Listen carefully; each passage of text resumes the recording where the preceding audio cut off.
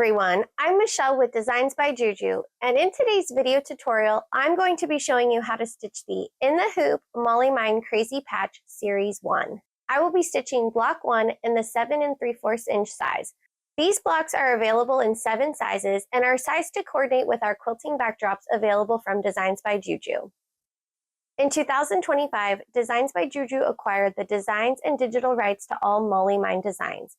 You will start to see these designs released on the Designs by JuJu website throughout the year.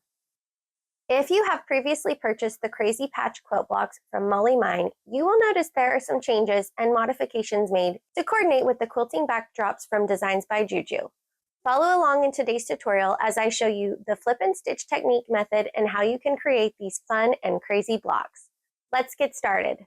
For the In the Hoop Molly Mine Crazy Patch Series 1, you will need the following supplies.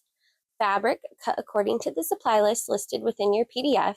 I'm going to be using the Cotton Shades line from Riley Blake Designs. No Show Mesh Cutaway Stabilizer. I'm using magicMESH Cutaway Stabilizer from Designs by JuJu Plus.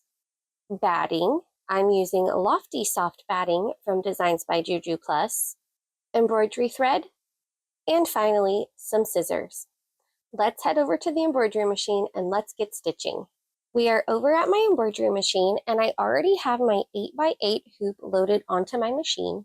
For today's tutorial, I'm going to be stitching the 7 3/4 inch size block.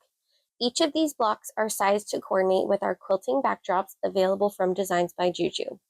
As I stated, I'm stitching the In the Hoop Molly Mine Crazy Patch Series 1, set 1 of 5, so you will find more of these sets coming to our website very soon.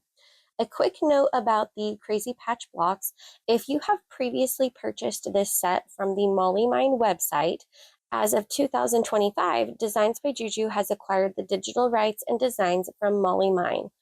The steps and files shown in this tutorial are slightly different than those available from the Molly Mine website originally because we did add 2 color stops at the beginning for a placement and tack down line for our batting. We also have resized them slightly to coordinate with our quilting backdrops, as I stated earlier. This will just open an unlimited amount of possibilities of things you can create with these awesome blocks. Alright, so like I said, I already have my No Show Mesh Cutaway Stabilizer hooped onto my 8x8 hoop.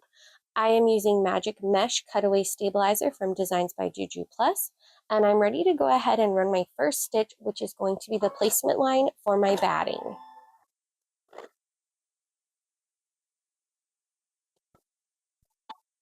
Now that I have the placement line for my batting, I'm ready to place that batting directly over that placement line, and I'm going to run the tack down stitch to secure my batting in place. I am using loftySOFT batting from Designs by JuJu Plus.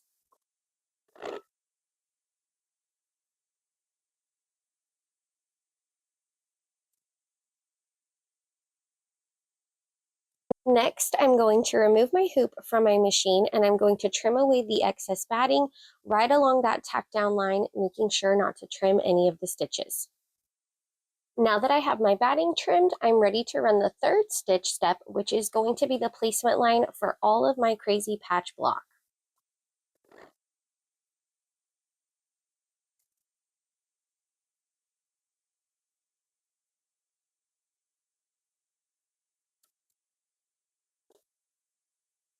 I've just stitched the placement lines for the entire crazy quilt block. As you can see, there are a lot of abstract shapes here that will be very important as we go to position our fabric here in a bit.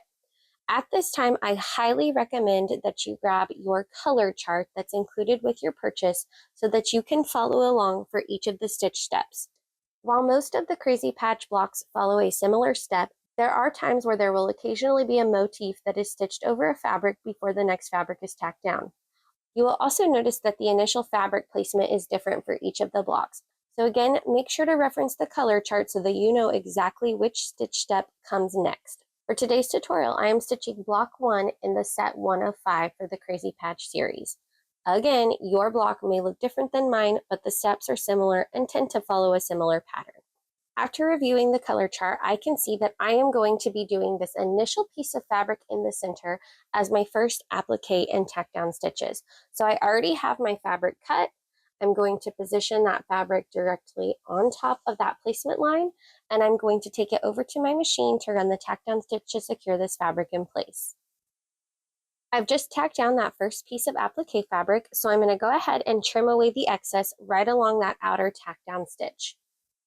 Since this isn't a traditional applique where a satin stitch will run along the edge, I did leave a little bit excess fabric, about 1/8 of an inch around the border.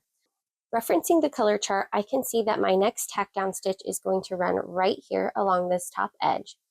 I'm going to place my next piece of fabric face down, leaving about a 1/4 inch overhang along that edge right there.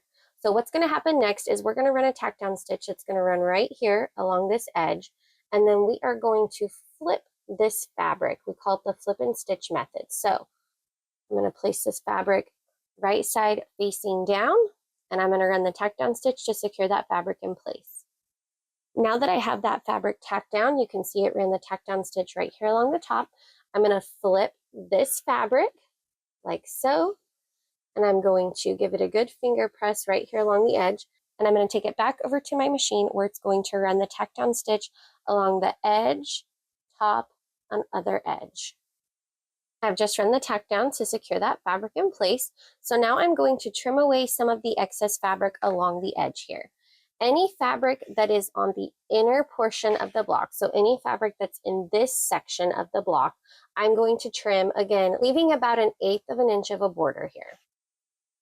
Now, as I get to the edges, I'm going to trim that fabric at an angle to leave it long, and I'm going to leave this fabric along the outer edge of the block with at least a 1/2 inch seam allowance.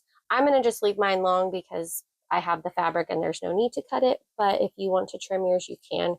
We'll trim away the excess later as you go to assemble an actual project. All right, so here's what we're left with. You can see that fabric's long along the edge, but it is trimmed on the inner portion of the block. Again, referencing my color chart, I can see that the next tack down stitch is going to run right here along this right hand side. So again, I'm going to take my next piece of fabric and I'm going to position it with the right side facing down with about a 1/4 inch of an overhang along that seam, and I'm going to run the tack down stitch to secure this fabric in place.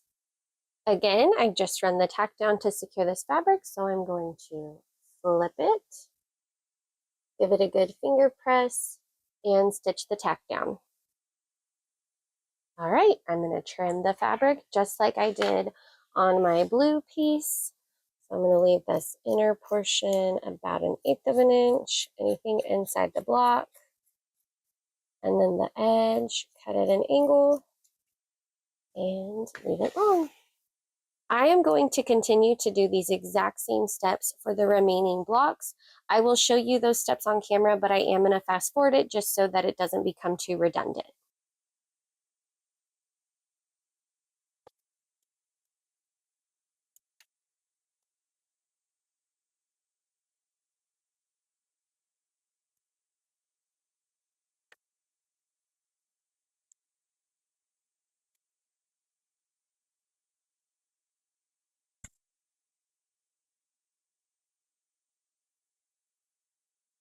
Now that all of the flip and stitch fabric elements are complete on our crazy patch block, we are ready to run the decorative stitch elements. I am going to run all of these stitches off camera, but as you will see as you reference your color chart, there are decorative stitches that run along each of the beautiful seams of this block.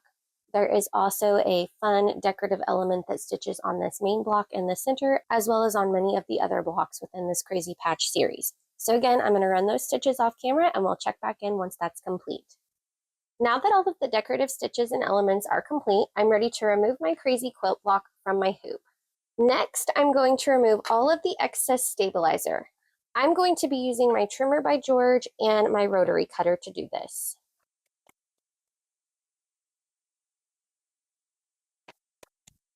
The final step to complete this quilt block is to trim away the excess fabric along the outer edge.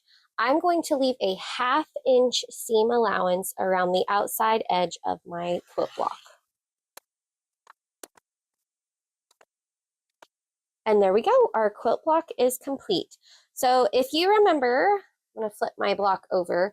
We have two sets of stitches along the outside edge here. We have our placement and our tack down stitch for our batting, and then we have our placement and our tack down stitch that ran all of the placement stitches for the fabric blocks. So as you go to assemble your quilt or whatever you're deciding to make with these blocks, you will be stitching just inside that outermost stitch line as you go to assemble these. If you need help with how to do that, we're going to have a variety of blog posts linked below. And if you decide to use these crazy patch quilt blocks in conjunction with our quilting backdrops, you will find a whole plethora of resources included with your quilting backdrops purchase that will tell you exactly how you can assemble those blocks with other blocks to make totally fun and unique projects. So again, make sure to check that description box below because I'm going to have so many blog posts linked for you with ideas for how you could use these crazy patch quilt blocks in conjunction with our quilting backdrops. We just completed stitching the In the Hoop Molly Mine Crazy Patch Series 1 Block 1 on camera. As you saw, there were a variety of fun and cool steps to make these awesome blocks that are perfect for all of your fun and crazy projects. What's so special about these blocks is that they are sized to coordinate with our quilting backdrops available from Designs by JuJu. Not only does that completely expand your project capabilities, but it allows you to coordinate these fun designs with a plethora of other fun and unique designs from Designs by JuJu. On camera, I showed you the steps and tips and tricks for how to make these easy blocks. Each of these blocks is customizable and can be made with or without the design motifs included. I hope you have enjoyed today's tutorial. Don't forget to check the description box below for additional helpful links. Also, make sure to join the Designs by JuJu Blessings Facebook group for more tips, tricks, and inspiration. We hope to see you soon. Don't forget to subscribe. Happy stitching!